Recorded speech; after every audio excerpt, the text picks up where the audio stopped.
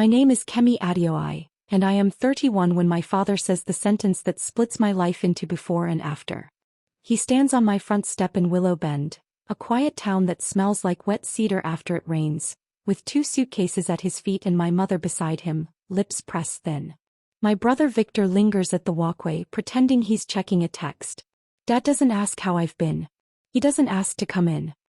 He looks past me into the house I rebuilt with my own hands and says, very calmly as if he's discussing the weather, "You don't have a real family, Kemi.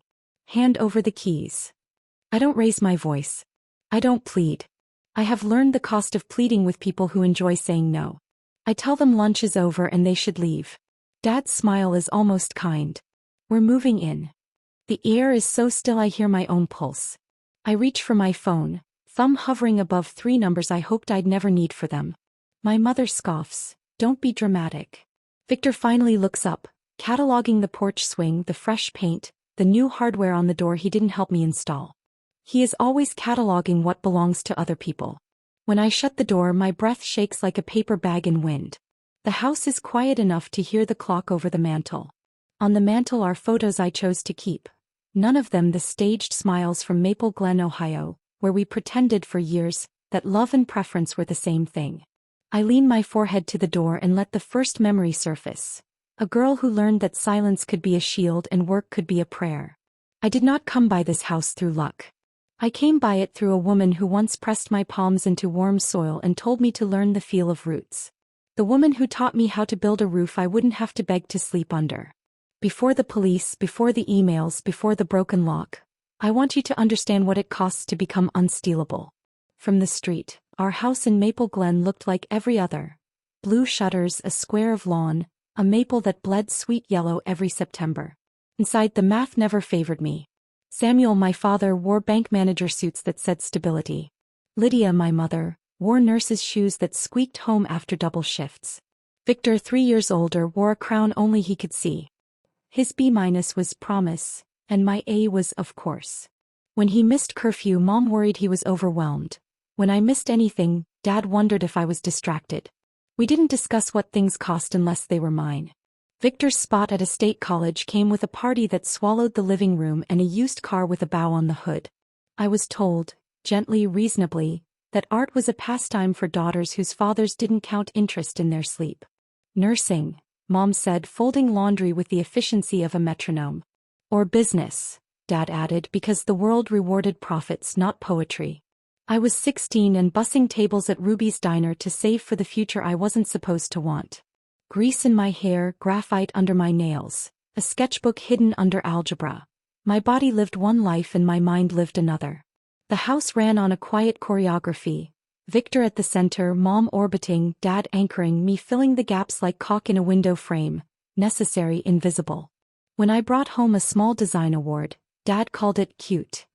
When Victor landed an internship at a brokerage, we ate cake on fancy plates. No one said the word favorite. No one had to. Favor is a language of glances, of who gets rescued and who gets realism. There was only one person who broke the math: my grandmother.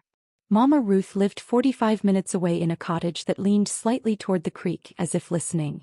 Her hands were a map of decades, raised seams where needles had pricked dark crescents of soil that never entirely washed out.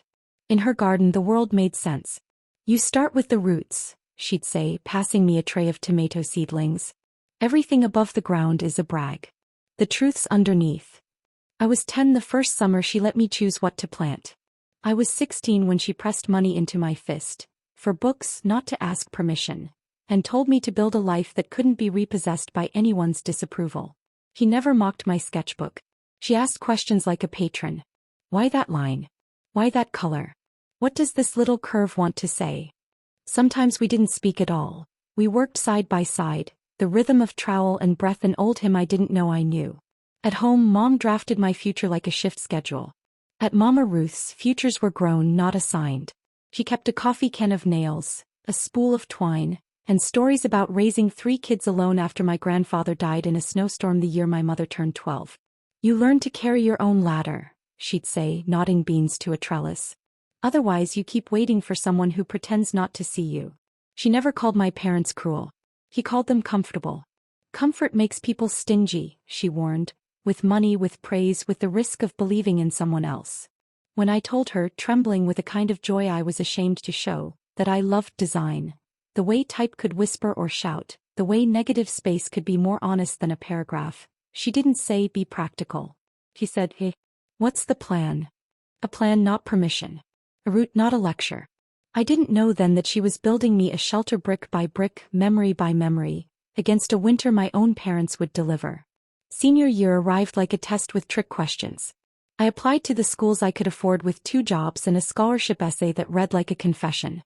The night the acceptance letters came, Dad lined them on the table like bills to be paid. We'll help, he said, if you switch to nursing or business. Mom stared at her plate as if hunger could swallow conflict. Victor, home for the weekend, smirked like the verdict was inevitable. Not everyone's built for a real career, Kemi. I did what girls like me do. I cried where no one could grade me for it. Then I woke up and chose the life no one would subsidize. River State Community College had a strong design program and a bus route I could ride after closing at the coffee shop. I moved into a sliver of an apartment with 2 roommates and no insulation against February. Days I learned typography and user flows. Nights I poured lattes and folded denim until my fingers went numb. I paid for textbooks with tips and sold a logo to a friend of a friend for $50 that felt like $50,000. The calls home turned into performance reviews. What's the job market for that? Dad would ask as if love had an R. Mom slipped me a 20 whenever we met, whispering, in case you need to eat, in a voice that made hunger immoral. Victor's triumphs arrived like press releases. Promotion, condo, MBA. At my graduation from River State, honors 3.9, a portfolio that finally looked like me. No one from Maple Glen showed up except Mama Ruth, leaning on a cane and smiling like the sun had chosen our row. I circled a city on a map, New Harbor, where small agencies still took bets on unknowns, and told myself courage is just exhaustion that kept walking. I packed my life into a used Honda and promised the little girl who did the quiet math that one day she would be the favorite of her own life. New Harbor welcomed me with gulls and scaffolding and rent I could barely meet. I interned at Rook and Loom, a boutique agency that smelled like burnt coffee and fresh proofs. They hired me junior and I learned how to turn feedback that stung into drafts that sang. My roommate Talia taught 3rd graders by day and invented recipes by night. We furnished our place with curb alert miracles and a lot of elbow grease. I called Mama Ruth on Sundays. I sent my parents polite updates they didn't answer. 2 years in, the bottom fell out. Clients paused work and then disappeared. One Monday we arrived to a taped notice and locked doors. The older designers shrugged like people who'd read this chapter before. I did the math on the train home. Severance would cover groceries, not rent. I sent emails to everyone I'd ever proofed for. I picked up gig work that paid in exposure and disappointment. Talia stretched our meals with teacher lounge leftovers and optimism. I held on to hope the way you hold on to the subway pole when the car jolts. With your whole body. 3 months later, the eviction notice looked almost kind on pink paper. Talia moved in with her boyfriend. I sold a lens. I kept the sketchbooks. I called home and the call was a performance of the word no. Dad said I'd chosen instability. Mom said they were helping Victor with tuition. Neither offered a couch. For 2 weeks I slept in my car behind a gym where the showers had generous water pressure. I learned which library outlets worked and which baristas didn't mind a single tea stretched across 4 hours. At night I parked under a streetlight and counted breaths. Lonely is too thin a word. It wasn't just the absence of people. It was the presence of shame. I drove past a row house where I saw 3 silhouettes against a blue-lit window, 2 tall, 1 shorter, and told myself stories about houses that welcomed. That night I cried so hard the steering wheel imprint stayed in my forehead until morning. I was hunched over a library computer rewriting a cover letter for the 5th time when someone said my name like it still belonged to a person with a sofa. Kemi. I turned. Nora Park from Rook and Loom stood there in a navy coat and competence. She looked from my face to my bag to the way my shoulders caved and didn't flinch. Are you eating? She asked, skipping pity the way a good friend skips small talk. At her apartment the air smelled like basil and laundry. She made soup and a sandwich that tasted like memory. When I apologized for existing, she set the bowl down a little too firmly. We were a team. You don't disappear when the building does. She had a boyfriend, Micah, who ran a scrappy web studio. He needs someone who understands interfaces and isn't allergic to feedback, she said. Which is you. Micah looked at my portfolio the next morning and offered entry-level pay that sounded like oxygen. It's not glamorous, he warned. It's honest, I said and took it. We went to retrieve my car and the plastic bins that had become my dresser. That's when Nora's phone buzzed with a call from a number she didn't recognize. She handed it to me after reading the voicemail transcript. Nancy, Mama Ruth's neighbor. Your grandmother's been asking for you, Nancy said when I returned the call, voice soft with bad news. It's her lungs. It's time. Nora didn't ask if I wanted to go. She grabbed keys. The drive to Willow Bend blurred into highway lights. In the hospital, Mama Ruth's hand felt like paper that used to be strong. Her eyes were clear. My girl, she whispered, and in those 2 words undid 6 months of humiliation. I told her about Nora, about the job, about the way the city still knew my name. I did not tell her about the car or the parking lot nights. You'll make your way, she said, and a tremor of steel threaded her voice. Go into my bag, she added. There's something I meant to do while I could still sign neatly. The small box in her purse rattled softly. Inside, a brass key polished by years and a folded document with a lawyer's letterhead. It's my will, she said, almost apologetic. I updated it when you started school. The cottage is yours. I couldn't find words because the words I needed felt too large to fit my mouth. Shoo, she said, smoothing my hair like I was 10. Roots, Kemi. You need them. She died 2 days later at dawn, a quiet exit that matched the way she entered rooms, gently as if asking permission. Grief is a tide. It drags you under and spits you out with sand in your mouth. My parents showed up in black, inappropriate faces. They shook hands, signed forms, asked no questions about the years they had left me unanswered. During the reading of the will, my father's jaw hardened. My mother's eyes widened, not with grief but with calculation. They received keepsakes and a small bequest. I received a home and the miracle of not having to ask anyone where I was allowed to sleep. After the funeral, Dad cornered me near the coat rack. Your grandmother wasn't herself, he said, a rumor disguised as concern. I held his gaze and said nothing because silence is sometimes the only language that doesn't reward manipulation. I moved into the cottage with Nora's hatchback and 3 trips. The wallpaper in the kitchen was a field of tiny pears. The floorboards in the hall groaned like old friends. That first night, I lay on the bed Mama Ruth had put me to sleep in as a girl and cried so hard I fell asleep without noticing when the crying turned into breath. In the morning, a cardinal landed on the porch rail and knocked the glass with its beak as if to say, "You're late. There's work." I walked the perimeter of the yard, brambles, iris clumps, a rusting spigot, and promised the woman who gave me keys that I would make the house proud. Stability is not glamorous. Stability is lists and trips to the hardware store where Tom, the clerk, saves me old soul doorknobs because he thinks they match the cottage. It's Micah handing me wireframes and saying, "Break what needs to be broken." It's Nora showing up with a casserole like a sitcom neighbor and refusing to take back the dish. I turned the front room into an office. A clean desk, a thrifted lamp, a plant I tried not to apologize to when I forgot to water it. I worked. I paid bills. I learned the stubborn heart of a 1950s heating system and the satisfaction of a wall you painted yourself.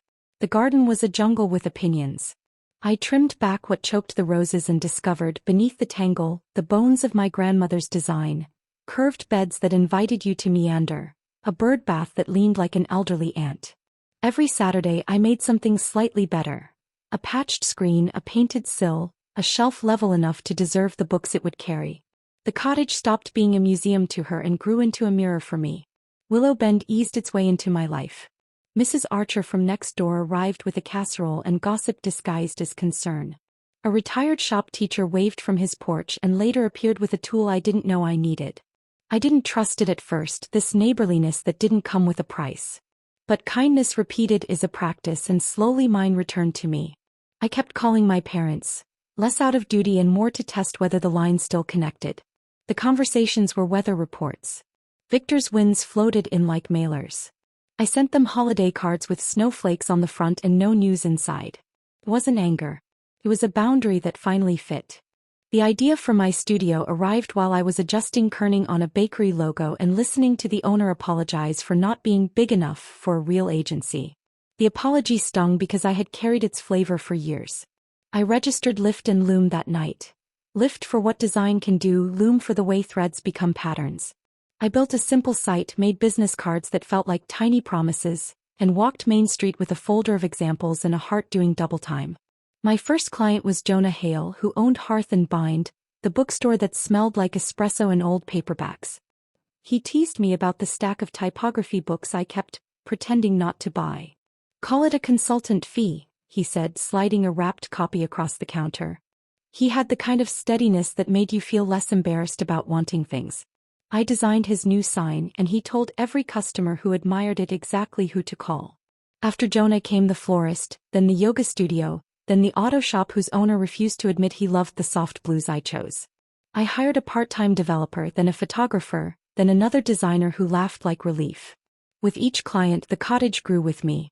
A new roof that didn't leak into bowls. A kitchen with appliances that responded like partners, not adversaries. I kept the cabinets Mama Ruth loved and replaced the poles with little brass crescents that winked in afternoon light. I built a small patio and strung lights. On summer nights, we roasted marshmallows over a fire pit and argued about fonts the way other people argue about sports. 5 years after I moved in, Lift and Loom had 3 employees and a wait list. I chaired the Small Business Association and helped plan the arts festival. Jonah and I took our time becoming more than friends because we both knew too well what it costs to rush. When I watered the garden at dusk, I felt the solid, ordinary joy of a life whose doors were locked from the inside. I did not know that stability would look like a dare to those who once enjoyed watching me scramble. The email came on a Tuesday with a subject line as bland as oatmeal. "Just checking in." It was from Victor. He liked my website. He was proud. Mom and Dad were worried we'd drifted. The words were soft, the timing was loud. I showed Jonah over lunch. He raised an eyebrow in the way that means he's already built a theory. "People don't reach out after 5 silent years just because," he said. "They reach out because." 3 days later, my mother called with a voice the color of artificial sweetener. "Your father and I would love to visit." She used the word misunderstandings as if it could be laundered. I let the call end in vagueness, then Victor rang with a confession in installments. Bad investments, a condo gone, Dad retired early under a cloud he didn't describe, Mom's back giving out. "Family sticks together," he said, untroubled by the irony of using those words on me. We agreed they could stop by for lunch. They arrived on time as if punctuality might pass for repentance. Dad measured the kitchen with his eyes. Mom touched the banister like a jeweler weighing gold. Victor used the bathroom and returned with the particular calm of a man who has found what he came to find. After they left, Jonah stacked plates and said, "He took pictures." I checked the hallway camera, the little one I'd installed after a rash of break-ins across town.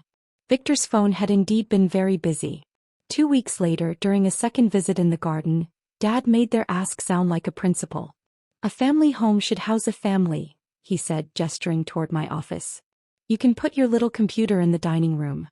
I smiled, the kind of smile that keeps you from burning down the past, and said no. Then I called my lawyer, who said the deed was ironclad, and installed cameras at every door. I had a conference in Brighton. 3 days, panels, potential clients. Jonah would drive by, he promised. On the second night, my neighbor Mrs. Archer texted, "Saw lights on. Thought you were away." I opened the app with hands that remembered every old humiliation. The camera showed my father's car, my mother lifting a suitcase, Victor jamming something into the back door lock. I called. They let the calls ring out. When I reached the landline, Victor answered, "Willow House Residence, a joke for a house I paid insurance on." "Get out," I said. "You are trespassing." "Don't be cruel," he replied, and somewhere in the background my father said, "We'll discuss when you return. The decision is made." I booked the first morning flight, texted Jonah, and stared at a hotel ceiling that didn't blink. When I got home, my mother's pillows were on the porch swing. My father's golf clubs leaned by the door.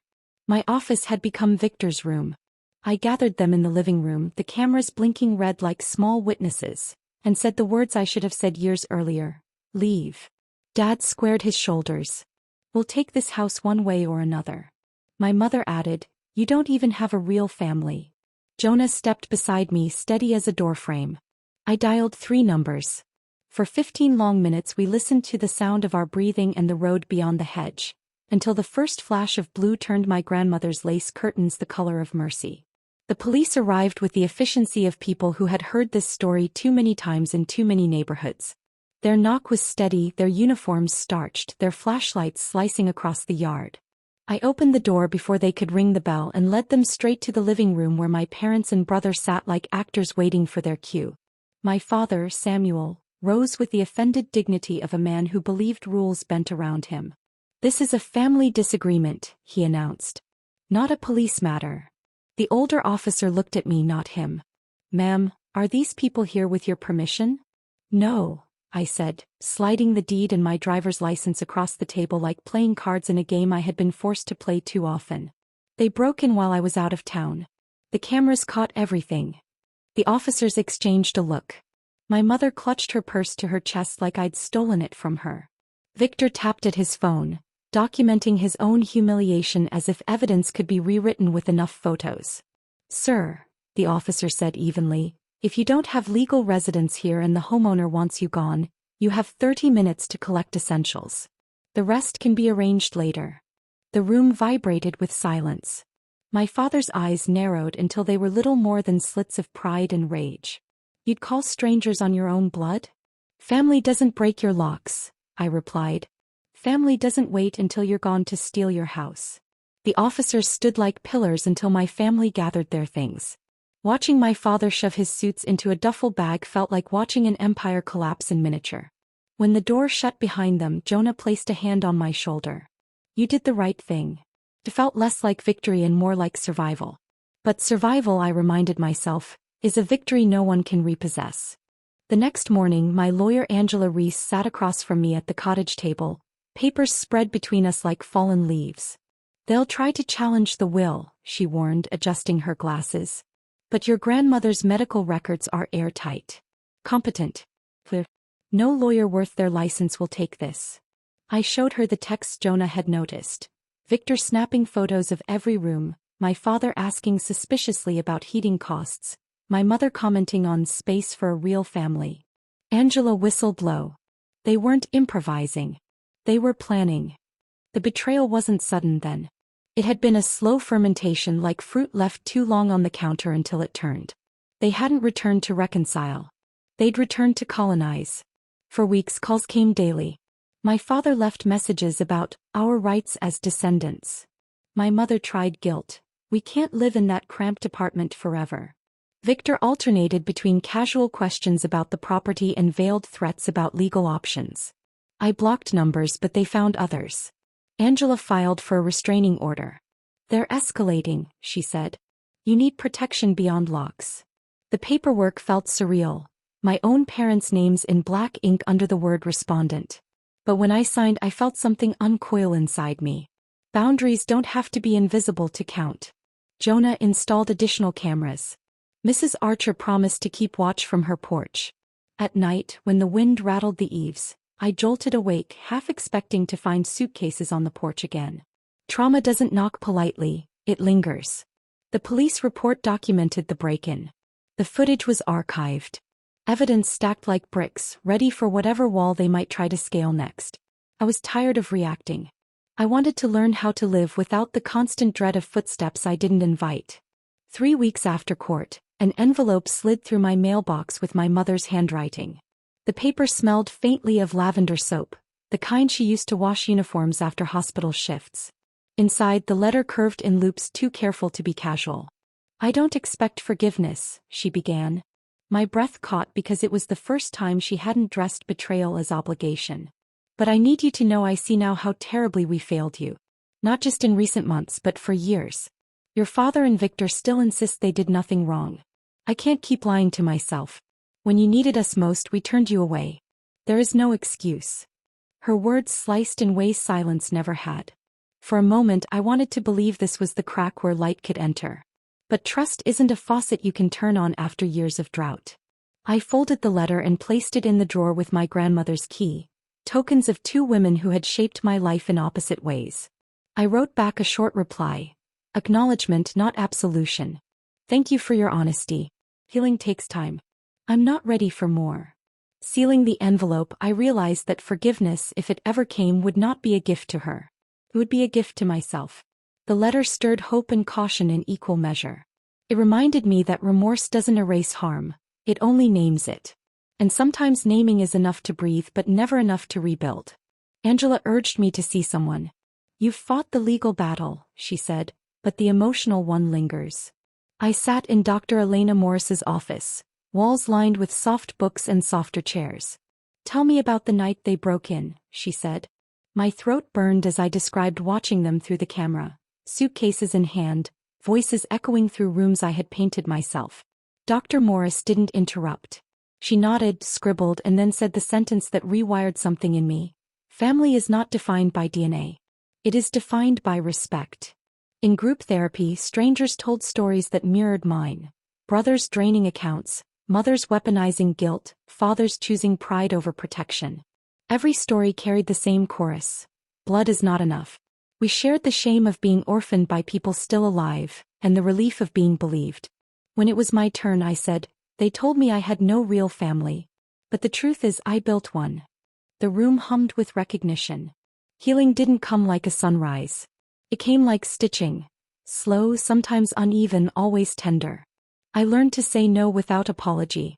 I learned that vigilance doesn't have to be my default posture. And I learned that anger, when harnessed, is a boundary's best friend. A year after the break-in, the garden blazed with lilies I had planted in Mama Ruth's honor. Jonah and I sat on the patio, fireflies tracing small maps in the dusk. He reached into his pocket and pulled out a simple silver ring. "You deserve a family who sees your worth," he said, voice steady. "Will you let me start one with you?" The air shifted as if the garden itself held its breath. My throat filled with the weight of years of rejection, nights in a car, doors slammed in my face. "Yes," I whispered, because sometimes survival blooms into something softer if you let it. We married 6 months later in that same garden. Nora stood beside me, Micah beside Jonah. There were no empty chairs reserved for people who had disowned me. Instead, the chairs were filled with neighbors who brought casseroles, clients who had trusted me with their dreams, and friends who had chosen me long before rings were exchanged. As we kissed under the arbor, I felt Mama Ruth's presence like sunlight on my back. She had told me roots matter. That day I finally felt mine stretching into something unshakable. Marriage did not erase scars, but it built scaffolding around them so healing could climb. Jonah moved into the cottage, and together we turned it from sanctuary into symphony. He built shelves for my growing library of design books. I painted a mural in the spare room, abstract vines curling around words Mama Ruth once spoke. "Build your own shelter." We hosted dinners where laughter filled corners that had once echoed with silence. Jonah roasted vegetables while I told stories about impossible clients, and our friends leaned back in chairs that once felt too empty. Lift and Loom expanded. We hired interns, then staff, then opened a small studio downtown while keeping the cottage as headquarters of the heart. Each paycheck, each invoice paid on time, felt like another stone in the wall that protected me from the fear of collapse. But the cottage became more than our home. It became a lighthouse. When neighbors whispered about nieces cut off for coming out, or sons evicted for choosing art, I opened my door. "Everyone deserves a soft place to land," I'd say, echoing Mama Ruth. And slowly the house became more than inheritance. It became intention. The idea came during a support group meeting. A young woman named Jade shared that her parents had abandoned her after she switched her major from accounting to theater. She was couch surfing, terrified, hungry. Her story was a chord I knew by heart. That night, I drafted the mission for the Ruth Adeoi Foundation. Temporary housing and mentorship for young adults abandoned by family. Jonah backed me with savings. Nora built the website. Micah designed the backend. The first resident was Jade, who moved into the renovated garage apartment and interned at Lift and Loom. Watching her regain confidence was like watching my younger self in reverse. This time the girl didn't have to sleep in a car. This time someone answered the call. The foundation grew. We partnered with local businesses, creating internships and scholarships. Each success story was another defiance against the lie my father had tried to brand into me, that I had no family. Here was proof, living, breathing, laughing, designing, that family can be chosen, and once chosen it can be fierce. News of my parents trickled through acquaintances. Samuel still insisted he had been wronged. telling anyone who listened that I was ungrateful. Victor fled to another state after his financial mess deepened. My mother left my father, finally acknowledging the rot she had lived beside for decades. She sent a second letter, this one shorter, less polished. "I hope you are happy," it said. "I am trying to learn how to be." I didn't reply. Some doors remain closed not out of malice but out of necessity. Healing sometimes means locking the gate and tending the garden inside. Still, at night when I watered the lilies, I sometimes wondered if forgiveness would ever feel safe. Therapy taught me something simple and brutal. Boundaries are not punishments. They are love letters to yourself. So I learned to say no without rehearsing excuses. I learned to measure invitations not by obligation but by trust. And I learned that sometimes the bravest thing you can do is decline the chance to reopen an old wound. Jonah and I built rituals of safety. Every anniversary of the break-in, we lit a candle for Mama Ruth and reminded ourselves that her faith was not misplaced. Every foundation resident who graduated, moved on, and sent us postcards was proof that cycles can be broken. Boundaries, I realized, were not walls. They were doors with locks. And I finally held the keys. Part 20, The Porch Swing at Dusk. On quiet evenings, Jonah and I sit on the porch swing Mama Ruth once loved. The air hums with crickets, the garden glows faintly, and the house sighs the way old houses do when they're content. I often think of the night blue lights painted these curtains, of the voice that said I had no family. And I think of the chorus that replaced it. Jonah's steady love, Nora's friendship, Jade's laughter, the neighbors who bring casseroles. Family, I've learned, is not a birthright. It is a privilege earned by those who stay when things are hardest. I have scars that tell of rejection, but I also have roots that tell of resilience. When I tell my story now, to support groups, to foundation residents, to anyone who thinks they are alone, I end with the same question: have you ever had to choose who your family really is? The porch is quiet then, but the silence feels like possibility. Because here, in this house they tried to steal, I built a family no one can repossess. It had been almost 3 years since the restraining order, and most days the fear had faded into background noise. I had built a rhythm. Mornings in the studio, afternoons with foundation ments, evenings in the garden. Then one spring night, Jonah came in from the mailbox holding a plain white envelope. No return address. Inside, a single sheet: "We'll never stop being family. One day you'll see that." The handwriting was my father's. Fear does strange things. It doesn't just live in the moment. It travels backward, staining every memory, and forward, shadowing every plan. For days I jumped at small noises. The creak of the porch, the slam of a car door, the wind rattling a loose shutter. I checked the cameras twice an hour, though they showed nothing but squirrels and mail carriers. Jonah wanted to call Angela immediately. "We can push for charges." He violated the order. I nodded, but inside a battle raged. Part of me wanted to believe he was bluffing again, another part knew better. Abusers don't stop because you ask. They stop when someone makes them. That night, I dreamed of the first eviction notice on pink paper, the one that forced me into my car years earlier. In the dream, the paper grew into a house-sized wall, and my father's voice came through it. "This was always ours." I woke with the taste of copper in my mouth and Jonah's arms around me. "You're safe," he whispered. "He can't take anything from you now." Still, the letter was proof that fear never really ends. It only waits for cracks. And I had to decide whether to live under its shadow again or build a roof so strong that even threats could not seep through. Angela filed a motion the next morning. "They'll test every line of that order," she said grimly. "But you've got evidence. This isn't just paranoia, it's a breach." In court, my father looked smaller than I remembered, though his eyes still burned with the conviction of a man who believes the world owes him. "I only wrote to my daughter," he argued. "Is that a crime now?" His voice was buttered with indignation, but I felt none of the old pull. "Yes," the judge said firmly. "When the letter is designed to intimidate. When the letter follows years of documented harassment. Yes, it is." My mother was absent. Victor was absent. My father stood alone, the empire of his pride reduced to one man defending a letter. The judge extended the order permanently with stricter penalties attached. As the gavel struck, a shudder ran through me. Not relief exactly, but the sense of a chapter finally nailed shut. Afterward, Jonah took my hand in the courthouse hallway. "You don't have to carry this weight forever," he said. I squeezed his fingers. "But I have to carry it long enough to build something out of it." Walking back to the cottage, I noticed the air smelled of lilacs. The same flowers Mama Ruth once tied in bundles above her porch. It felt like she was reminding me that even in courtrooms, even under threat, roots still hold. Part 23, Building Beyond Survival. The foundation became my fiercest act of defiance. For every young adult we housed, for every scholarship we awarded, I felt as though I was rewriting the story my father tried to brand on me. There was Amira, thrown out after telling her parents she loved another woman. There was Daniel, disowned for leaving medical school to study architecture. There was Lena, a quiet painter whose family insisted she was wasting her life. Each one arrived hollow-eyed, carrying bags too small for all the weight they bore. Each one left months later standing taller, with work portfolios, savings accounts, and a sense that home didn't have to be conditional. I watched them paint murals on the garage walls, plant vegetables in the garden, laugh late into the night under strings of lights Jonah had hung. The cottage was no longer just my inheritance. It was a hive of second chances.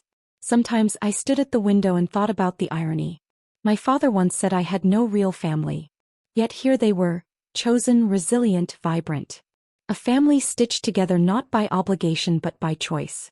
And I realized that survival had been the first chapter. But thriving, that was the sequel I was writing now. Years passed before my mother appeared again, this time on my doorstep, unannounced but hesitant. She looked older, smaller, carrying a paper bag of cookies that smelled faintly of cinnamon. "I don't want to intrude," she said, her voice cracking. "I just wanted to see you." The porch light caught her face, and for the first time, I saw not malice but weariness. She spoke of leaving my father, of living alone in a rented room, of realizing too late that siding with silence had cost her everything. "I can't undo what I did," she admitted. "I can only tell you I'm sorry." I listened. The years of therapy had taught me that forgiveness is not a command. It is a choice. I didn't open the door wider, but I didn't close it either. "I believe you're sorry," I said. "But believing doesn't mean I can give you a place back in my life." "Not yet." Her eyes filled, but she nodded. "That's fair." She left the cookies on the step and walked away, shoulders hunched against the night. I stood there for a long time, torn between grief for the mother I never had and sorrow for the woman she had become. Forgiveness, I realized, isn't about them. It's about loosening the rope around your own throat. I wasn't ready then. But the fact that I could consider it, that was progress. One evening years later, I sat on the porch swing with Jonah, our daughter asleep inside, the garden glowing with fireflies. The swing creaked the same way it had when Mama Ruth rocked me as a child. I thought of everything that had happened, the car nights, the eviction, the break-in, the blue lights, the courtrooms. I thought of the letter that said I had no family. And then I looked at Jonah, at the light in our windows, at the young people we had mentored who still sent postcards and holiday greetings, and I knew the truth. Family is not a guarantee. It is not a birthright. It is not the people who share your blood but betray your trust. Family is the ones who show up. The ones who hold your hand in the dark. The ones who don't flinch when your story spills out messy and raw. I remembered Mama Ruth's voice. Build your own shelter. I finally understood she hadn't meant walls and roofs alone. She had meant people. She had meant love.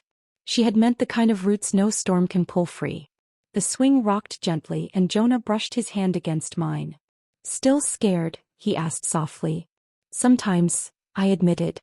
"But the fear doesn't own me anymore." "I do." And in that moment, surrounded by the home they once tried to steal, I realized the truest revenge was never the restraining order or the court ruling. It was this. The laughter inside, the garden blooming, the love chosen and kept. The undeniable proof that I had, in fact, built the family they swore I'd never have. I leaned back, let the night air settle around me, and whispered the final truth of my story. No one can take this from me, not anymore.